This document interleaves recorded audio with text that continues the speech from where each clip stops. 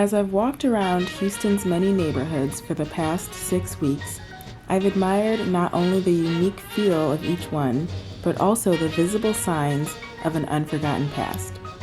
But never did I think that I had such a personal connection to the history of one neighborhood in particular.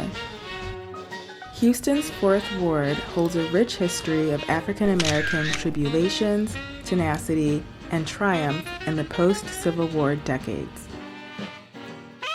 This neighborhood was one of Houston's first Black meccas, teeming with Black ingenuity, culture, and above all else, freedom.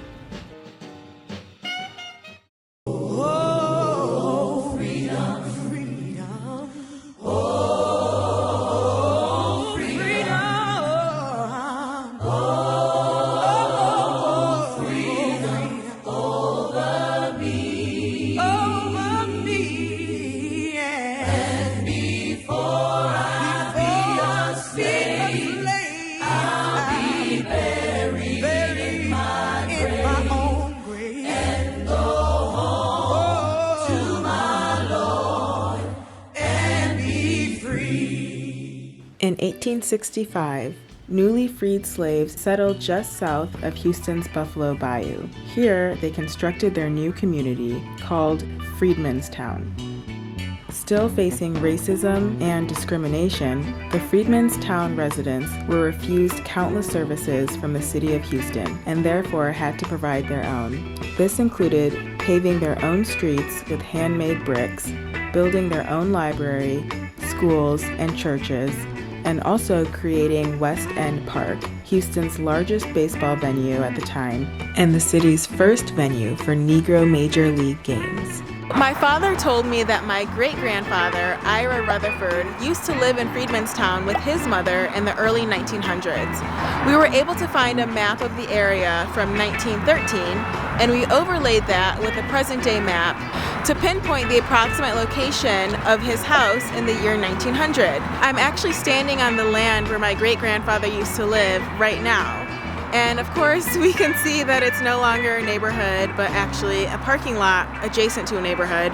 But it's just really cool to be standing pretty much exactly where my great-grandfather lived as a child. Like my great-grandfather's street, many of the community's streets have since been repaved, renamed, and repurposed. A lot of Freedmen's Town's historic land sites have also been covered up by Interstate 45, whose construction in the 1950s was just one driving force of the community's decline. Today, fewer than 30 buildings from the original community remain. Fortunately, Freedmen's Town is recognized as a National Historic Site, and a few relics of the pioneer community are still present. For example, a limited number of original houses remain and have plans to be restored. Also, many of the beautiful red handmade bricks still lay in the streets. I've walked up and down these streets so many times on my walks around the neighborhood and after work, and I never realized that I was standing on the historic streets of Freedmen's Town. And now, especially knowing that my grandmother's father and his mother used to live here, I feel more connected to them, and I'm just really proud to be standing on these bricks today. If you'd like to learn more about Freedmen's Town the next time you're in Houston, be sure to visit the Rutherford B.H. Yates Museum. Here, you can learn more about the rich history of the neighborhood and also take a walking tour with an expert. Thank you so much for watching this video. Be sure to subscribe to my channel, and I'll see you in my next one. Bye!